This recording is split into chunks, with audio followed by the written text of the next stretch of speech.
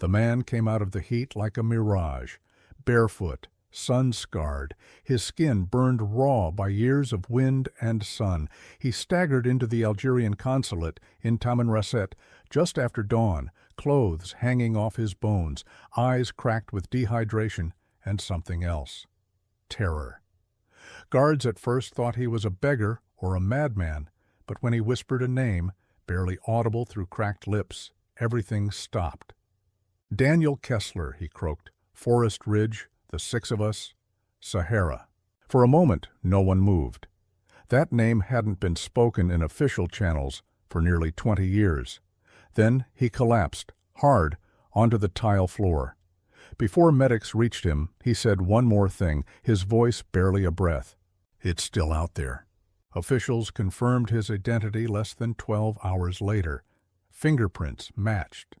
The face was older, thinner, haunted beyond recognition, but it was him. Daniel Kessler had vanished in July of 2005, one of 6 college graduates who had embarked on a celebratory road trip through the North African desert. Their route was ambitious, wild, and according to many locals, completely insane. The group had disappeared without a trace somewhere between Janet and the Tassili Najjar Plateau. No vehicle was found, no distress signal, no bodies. Only a vague rumor passed between nomads and travelers that a group of foreigners had been seen heading into a forbidden stretch of dunes off-map and unclaimed by even the boldest explorers.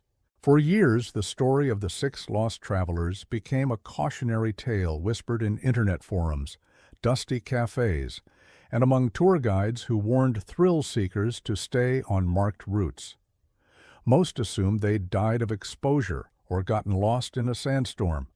Others believed the desert had simply consumed them.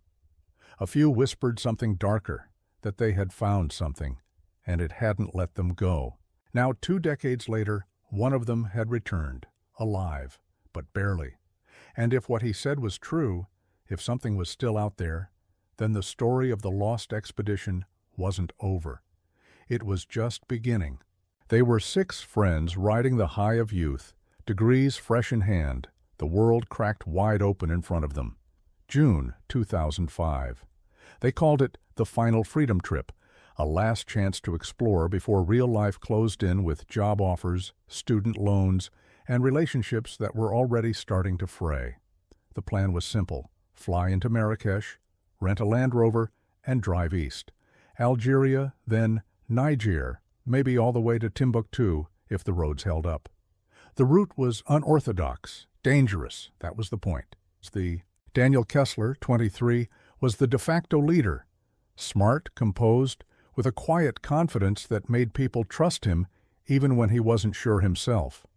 His girlfriend, Ava Lynn, was the opposite, restless, bold, always pushing boundaries.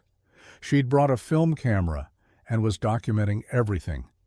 "If we disappear," she joked in one of the videos, "this'll be the footage they play on Dateline." Next came Julian Marks, the funny one.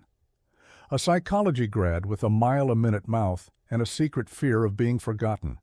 He was close with the twins, Rosie and Claire Sutton, both 22. Rosie was studying archaeology and obsessed with ancient sites. Claire, more introverted, sketched everything in a leather-bound journal that never left her side. Rounding out the crew was Malik Darzi, an engineering student from Marseille, who'd grown up hearing desert stories from his Algerian grandfather. This was his homecoming of sorts. Their dynamic was tight, bonded by shared years of dorm rooms, road trips, and all-night conversations about who they wanted to become. The idea for the desert trip started as a joke over beers and grew into something that felt almost mythic. 6 kids against the vastness of Africa, looking for meaning, danger, something real. They planned every detail meticulously: water rations, gas cans, GPS backups. But they also wanted the wild parts: no guides, no tourist traps, just the Sahara and the 6 of them. On July 4, 2005, they crossed into Algeria, laughing, sunburned, full of adrenaline. They posted a group photo at the border, arms wrapped around each other, endless sand stretching behind them. That was the last time anyone saw them alive. They were told not to go, again and again. At the edge of Jonet, over mint tea in a roadside cafe, a retired guide shook his head slowly as Daniel unfolded their map. "That road," he said in broken English, tapping a stretch of sun-bleached parchment that barely looked like terrain. "It's not for tourists." His eyes didn't blink. "Ghost Road." The route wasn't on official charts, but Rosie had found references in an old book about nomadic trade paths, ancient trails once used by Tuareg caravans to cross into the deeper reaches of the Central Sahara. According to her, it could shave 2 days off their trip to the Niger border. According to everyone else, it was suicide. The trail they were eyeing hadn't been maintained in decades. Once used by smugglers and salt traders, now it was little more than a ribbon of half-buried ruts, vanishing into endless sand. The last French national who had taken it in 2001 had never returned. Local searchers found the man's vehicle near a dried-up wadi, doors flung open, engine still warm. No blood, no tracks, just emptiness. That story had turned into legend. Claire hesitated. She always did. But Ava pushed forward with that fire in her voice. "We're not here to play it safe." Daniel sided with her, and that was that. On July 9th, they turned off the main route, following a barely visible track that led southeast, deeper into the desert. At first, it felt like freedom. No other cars, no signs of civilization, just the wide-open nothingness they had come for. Rosie pointed out petroglyphs carved into cliff faces. Malik swore he saw shapes moving on the horizon at night. By the third day, the wind changed. A haze settled low on the dunes, and locals they passed at a remote watering hole wouldn't meet their eyes. One man muttered something under his breath in Tamashek, Tejerut Nefrit, curse of the jinn. Claire translated it later that night in her journal. They laughed it off, just desert superstition, just another ghost story. They kept driving. The call came through on July 12, 2005, at 6:47 p.m. local time. Grainy, pixelated, lagging every few seconds. They were in some nameless village, little more than a cluster of clay homes and goats huddled beneath a dying tree. The sky behind them was the color of ash. A sandstorm had passed the night before and left everything coated in dust. Daniel appeared first, holding the satellite phone at arm's length, grinning like it was a prize. Behind him, Julian popped into frame wearing sunglasses made of duct tape and broken lenses. Ava filmed the whole thing on her camcorder, while Rosie waved a sun-faded scarf like a victory flag. Claire barely spoke, but she smiled softly, sketchbook tucked under one arm. "Still alive," Daniel said. "Barely." "We found a shortcut," Ava added, panning to the battered Land Rover behind them. "Probably cursed." "Definitely haunted. No regrets." Julian leaned into the frame, eyes wide. "If we vanish, tell Netflix to call Ava. She's got the tapes." Laughter. Then static. The image froze for a second and came back jittery. Claire said something too quiet to catch, and then Malik shouted from off-screen, "We're going to become desert ghosts." Those were the last words ever heard from any of them. After that, silence. The call didn't last more than 90 seconds. The connection dropped, and when family members tried to call back, they got nothing. No ringtone, no signal. Just a black void. Over the next few days, multiple attempts were made through the emergency SatLink provider. None connected. Their last confirmed location was logged somewhere east of the Tassili Plateau, heading toward a dry salt flat known as Amekahar. Beyond that was blank space on the map. 3 days later, when they failed to check in at a supply stop near the Niger border, their families alerted the consulates. A small investigation began, paperwork, calls, questions, but without coordinates or a rescue beacon, no one knew where to start. The desert is vast. People go missing all the time. Still, something about that video, the way Ava joked too hard, the way Daniel's smile didn't reach his eyes, the way Claire never looked at the camera, left a chill. It wasn't just a final check-in. It felt like a goodbye. The first to panic was Ava's mother. When she didn't get her promised text on the 13th, she assumed the signal was bad. By the 15th, she was calling embassies. On the 17th, Daniel's father filed an official report with the U.S. consulate in Algiers. Within 48 hours, 6 families were scrambling to get answers across 3 time zones. No one could reach the group. No one even knew where they were. At first, officials responded slowly. Travel delays in the Sahara weren't unusual. Sandstorms, mechanical breakdowns, signal loss. It was part of the territory. But when days turned to a week with no contact, concern turned to dread. Pressure from the U.S., France, and the U.K. brought action. The Algerian government authorized a limited aerial search, dispatching a small team from Tamanrasset with helicopters and thermal drones. They scoured the main travel corridors, including the stretch near Amekihar, where the last ping had been logged. Nothing. No vehicle. No campsites. No skid marks in the sand. Even with satellite imaging, there was no sign 6 people had ever crossed that terrain. It was like the desert had wiped them clean from its surface. Local Tuareg trackers were brought in, men who could read sand like scripture. They found no tire tracks, no discarded water bottles, no footprints, just wind-blown silence. Then came the gut punch. A French military satellite revealed a heat distortion anomaly from July 13th, roughly 70 kilometers southeast of their last known location. But by the time teams arrived, the area had been hit by a violent sandstorm. Whatever had been there was buried now, maybe forever. By August, the official search was called off. The families were told the Sahara was simply too vast, too unforgiving. The case was reclassified as presumed dead due to environmental exposure, and just like that, the story faded, slipping into the gray area between tragedy and myth. Online forums buzzed for a while. Reddit threads speculated. One travel blogger tried to retrace their path and got lost for 3 days before being rescued. But the truth was simple and devastating. 6 friends had vanished into one of the most remote regions on Earth, and no one, not even the best, could find a trace.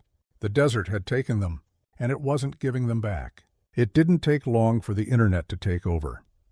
When the official search failed, people filled in the blanks themselves. Conspiracy theories bred like desert flies, some plausible, most insane, all driven by the human refusal to accept silence as an answer. The leading theory was banditry. Armed groups had been known to patrol the Sahara's lawless zones, traffickers, smugglers, the occasional militia unit moving quietly under the radar. Perhaps the group stumbled onto the wrong route, saw something they shouldn't have, and were eliminated, cleanly, efficiently, buried beneath the sand. Others believed they were kidnapped by a cartel-linked human trafficking ring, their foreign passports fetching a price on black markets. But no ransom calls ever came, no chatter, no sightings, just emptiness. Then the theories turned darker. Alien abduction, said one user on a long-dead forum. No crash site, no signal, no debris. Classic extraction dozens upvoted. Someone else compiled every UFO report from that region in the last 50 years. It didn't help that Julian had once uploaded a joke video titled "Contact in the Dunes" with mock alien voices. That clip resurfaced like a bad omen. But the most unsettling theory came from someone offline. A Tuareg elder, skin like leather, eyes like polished stone, was interviewed by a freelance journalist near Janet. When shown a photo of the group, he went silent for a long time. Then he said this: "The desert claimed them. It remembers who walks too far." When pressed, he spoke of a place few dared name, a ruin buried in the dunes, predating all maps. Some say it was built by desert spirits. Others say it was left behind by something older than men. Those who find it, he said, never return the same. And then came the most chilling twist. A traveler from Niger recalled seeing 6 foreigners weeks before the group vanished, asking directions to a forbidden region south of Amekihar. He said they mentioned an unmapped site Ava had read about in a book from the 1960s. He warned them not to go. They smiled and went anyway. For 2 days, Daniel Kessler didn't speak. Doctors said he was severely malnourished, dehydrated to the point of kidney damage, and suffering from acute exposure. His feet were torn open, the soles shredded from walking barefoot across sharp rock and blistering sand. But he was alive, somehow, impossibly alive. He woke up in a hospital bed in Algiers, eyes darting to the corners of the room like someone expecting to see something else, something inhuman. At first, he didn't recognize his own reflection. His hair was matted, sun-bleached, and tangled past his shoulders.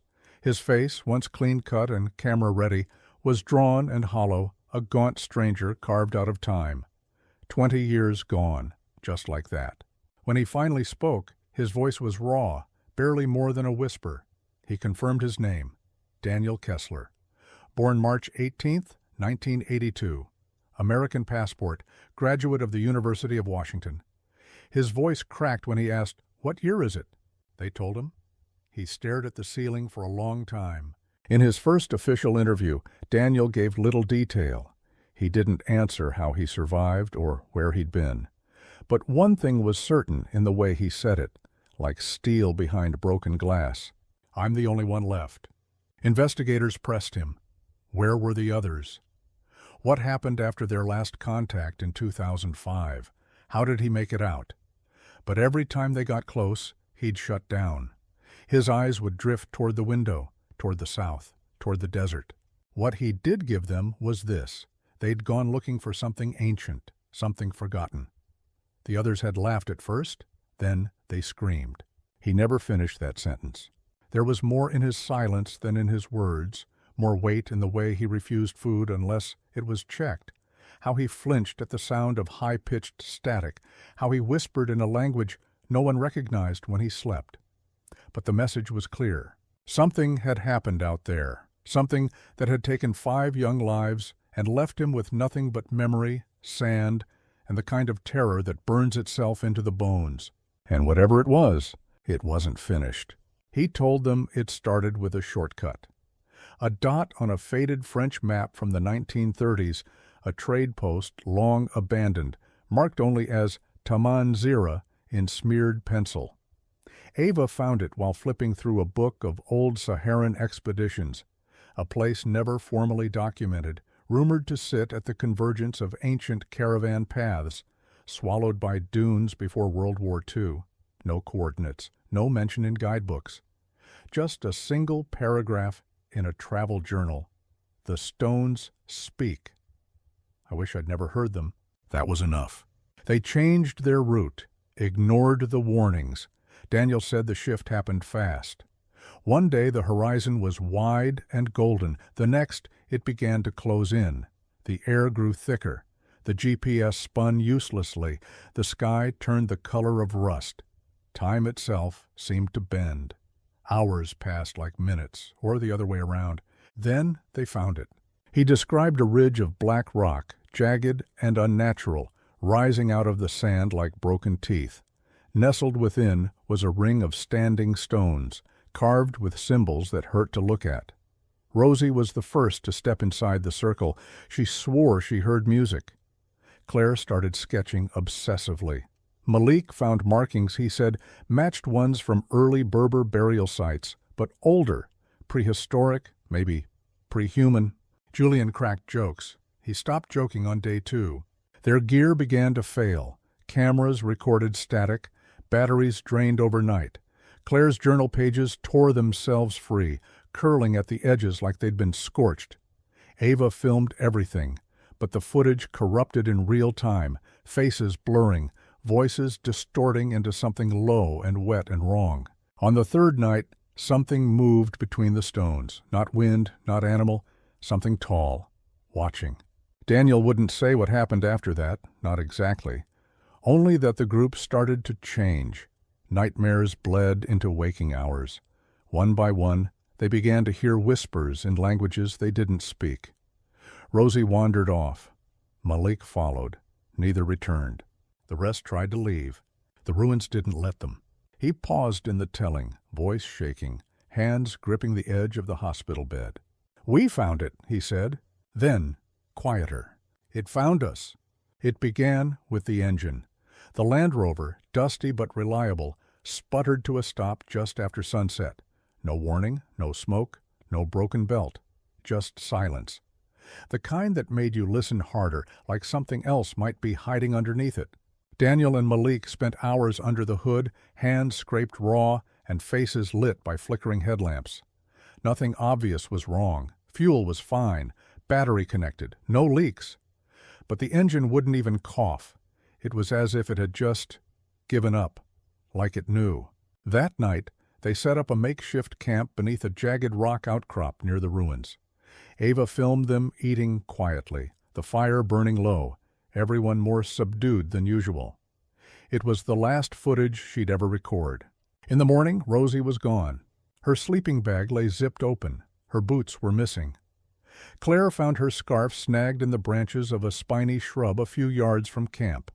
At first, they assumed she'd wandered off to use the bathroom or take pictures of the sunrise. But she didn't come back. Daniel, Malik, and Ava searched the surrounding area while Julian stayed with Claire, who had started shaking uncontrollably. "She wouldn't just leave," she kept saying. "She's not like that." They found tracks, Rosie's boot prints, clear in the sand, walking in a straight line away from camp. But after 20 or 30 feet, they just stopped. No return prints, no scuffle, no animal marks, nothing but smooth, undisturbed sand.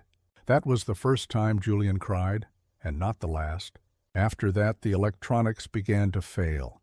Cameras flickered with static or showed only a black screen when played back. Ava's camcorder ate its own tape. The satellite phone, fully charged the night before, refused to turn on. The GPS system froze on coordinates that didn't exist, just rows of zeros blinking like a warning. Claire's sketches grew more frantic. Symbols filled the margins. She didn't remember drawing them. Daniel tried to rally the group, but even he could feel it. The air itself felt charged, like holding your breath too long. Something was shifting, watching. Malik said it best that night, whispering just before sleep took them. "The desert doesn't want us here." They found the cave on day 4, or maybe it found them. The sun was unforgiving that morning, already searing their skin by 8 a.m. Rosie was still missing. The engine still wouldn't start. Claire had begun to mutter in her sleep, sometimes in English, sometimes in something else, something no one could name. Malik spotted the entrance behind a wall of boulders, almost hidden unless the light hit it just right. A gaping mouth in the rock, carved by time or something far older. It didn't look natural. None of it did. Inside, the air was cool, stale, and heavy with silence. Their footsteps echoed wrong, too slow, too loud. The walls were covered in carvings, not paint, not petroglyphs, etched deep into the stone with sharp, deliberate precision. Ava filmed them for a moment before her camera let out a high-pitched whine and shut down for good. Claire stood frozen in front of a cluster of markings that resembled a star, no, a wheel, or maybe an eye. Daniel tried to lead them deeper, thinking they might find shelter, or maybe water. Instead, they found a chamber with a cracked stone altar in the center. Malik approached it slowly, like it was magnetic. "This wasn't Tuareg," he said. "This is older. Way older." They spent the night inside, huddled in a circle around their dwindling fire. Julian made jokes to fill the silence. Nobody laughed. Outside, the wind began to howl, sand battering the cave mouth like claws. At some point, Ava began crying.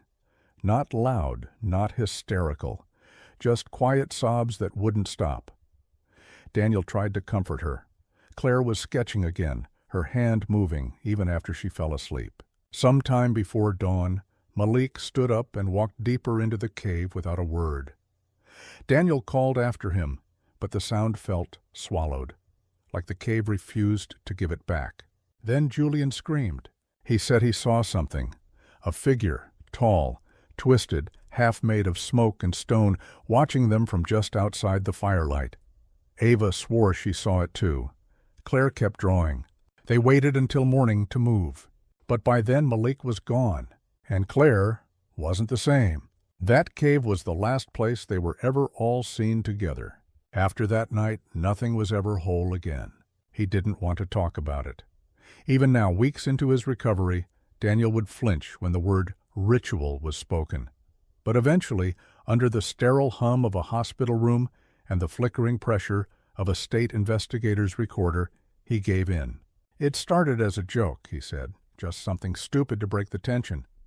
They were down to 4, Daniel, Ava, Julian, and Claire. Malik had vanished into the cave. Rosie was gone. The GPS was dead. Water was running low. Ava had stopped filming. Julian hadn't smiled in 2 days. They'd stayed too long at the ruins, hoping someone, anyone, would find them. But no one came. And that night, in the cave with the wind screaming outside, Julian suggested something none of them should have taken seriously. "We should try to call whatever it is," he said, laughing like someone who was already broken. "Invite it to show itself." Ava played along. Claire didn't say a word, just nodded slowly and took out her journal. She began to draw a circle in the sand with shaking fingers, using symbols she claimed she had seen in a dream. Daniel protested weakly, but in the end he didn't stop them. They lit candles. They recited nonsense, fragments from Claire's dreams, lines from Malik's notebook, something Julian read once on an online occult forum. They laughed nervously. Ava pressed her palm against the altar and whispered a name she said she saw carved into the cave wall. The candles went out, all of them at once. Then came the sound, low, grinding, inhuman, like rock shifting beneath the earth or something clawing its way through stone. The cave grew colder. Claire collapsed. Julian screamed.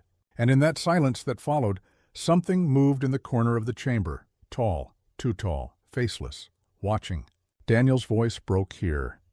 "It wasn't a god," he said, shaking his head like the words physically hurt to say. "It was older. Whatever it was, it didn't want worship. It wanted attention. And now it had it." He didn't remember running, just the aftermath of it.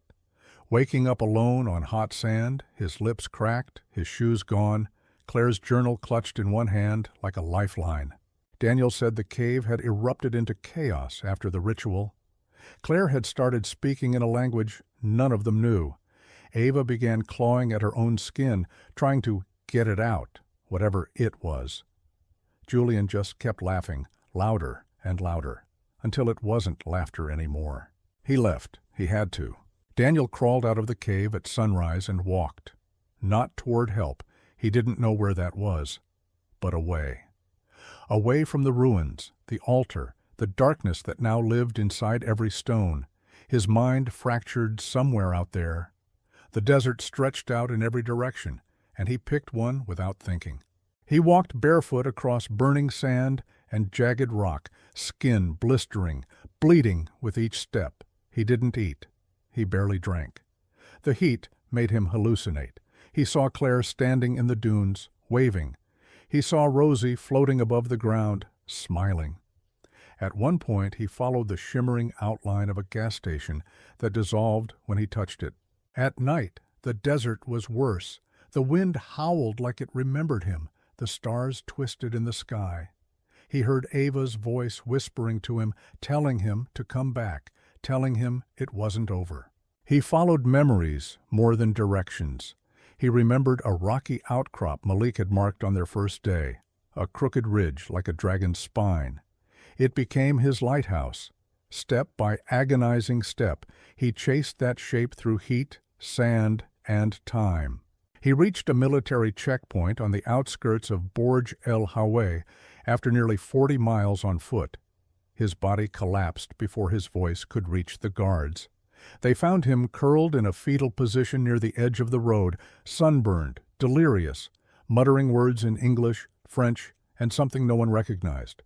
They thought he was just another lost traveler, until they ran his prints, until they saw the date. And when he woke up in a medic tent and realized where he was, Daniel Kessler wept, not in relief, but in fear, because he knew something had followed him back. They followed his footprints backward. Within a week of Daniel's return, a joint Algerian-French recovery team was deployed. Military escorts, forensic archaeologists, and a desert-trained geologist flown in from Marseille. They had coordinates triangulated from Daniel's rough path and satellite data. Still, it took them 4 days just to locate the ridge he described. On the 5th day, they found the ruins, mostly buried, sand-swallowed, wind-worn beyond recognition, but still there, black stone rising like broken bones from the desert floor. At first, it looked like nothing more than collapsed rock formations. Then, they uncovered the standing circle. Inside the perimeter, they found the remnants of a camp, tattered cloth, rusted cans, a melted camera lens, half a boot. Farther in, the entrance to the cave. It took them 2 full days to clear the passage. The walls inside were intact, still carved with symbols that none of the linguists could immediately identify. Some bore faint resemblance to Berber script. Others didn't match any known language at all. They reached the central chamber on the 3rd day. What they found there ended all speculation. A stone altar covered in soot and dried fluid, animal, maybe human, and scratched into its surface, as if with a knife or a piece of broken glass, were 6 names: Claire Sutton, Rosie Sutton, Julian Marks, Malik Darzi, Ava Lynn. The last name was only half finished. Letters carved weakly, shakily, Daniel K. And then nothing. Bones were found in a shallow crevice near the altar, fragmented, sun-bleached, teeth mostly, finger bones. One intact scapula with a knife mark scored across the ridge. Ava's camera was discovered lodged beneath a pile of rock at the back of the cave, crushed, dead.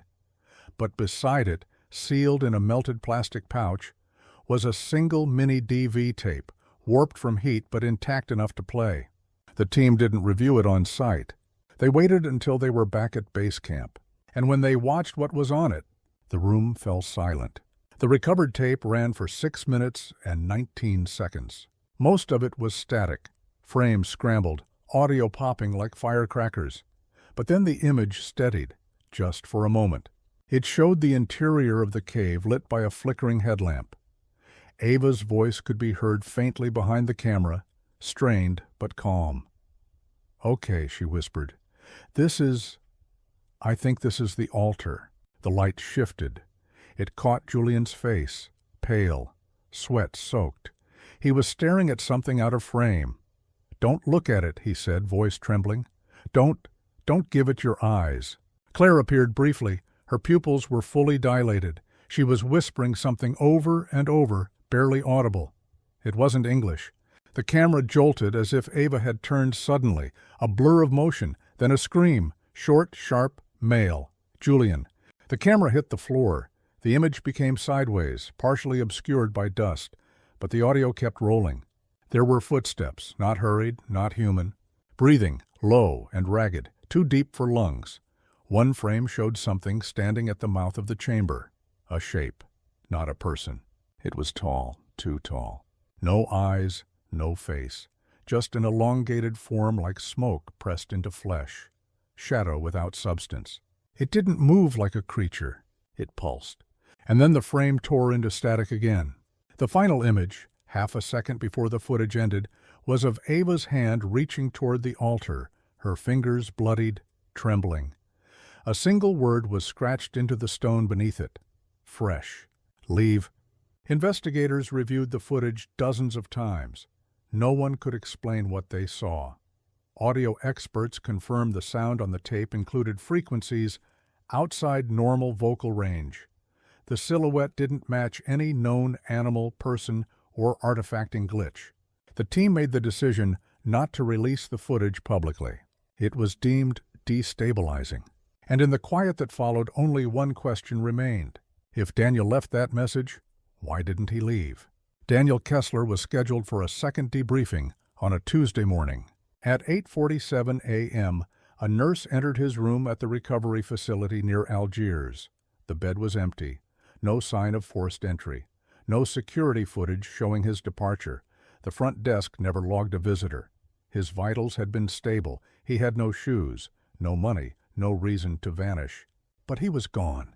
What he left behind raised more questions than answers. His belongings sat neatly folded at the foot of the bed. Hospital-issue clothing, a worn sat phone with no battery, and a small notebook, brown leather, the cover cracked and sun-faded. Inside were pages of erratic handwriting, some in English, some in French, and some in symbols that linguists still haven't translated. Drawings filled the margins, circles, eyes, and that same jagged shape found carved into the cave wall. There were fragments of memories, phrases that read like prayers or warnings. It speaks through stillness. It knows when you remember. We weren't supposed to see it. On the last page, written in bold black ink and circled 3 times, was a single line. You can survive the desert, but not what's beneath it. The facility director filed an official missing persons report, but the Algerian government refused to pursue it. They called it a psychological episode and quietly closed the case. No one else wanted to ask questions. No one wanted to admit that something had slipped past them. News outlets picked up the story, briefly. A few true crime blogs ran with it. Reddit threads spun out new theories, trying to connect the 6 names on the altar to disappearances from other deserts, other decades. One user claimed the symbols in Daniel's notebook matched carvings found in caves near the empty quarter, but no one found him. And over time the story faded again. The truth, if there ever was one, remains buried under heat and sand and silence. The Sahara keeps its secrets well, and maybe that's the point. Because some places aren't meant to be mapped. Some doors, once opened, don't close, and some mysteries aren't meant to be solved. They're meant to be avoided. The lost expedition never came home. Daniel did, but only for a while. And whatever followed him back, it hasn't stopped watching. This story was intense, but this story on the right-hand side is even more insane.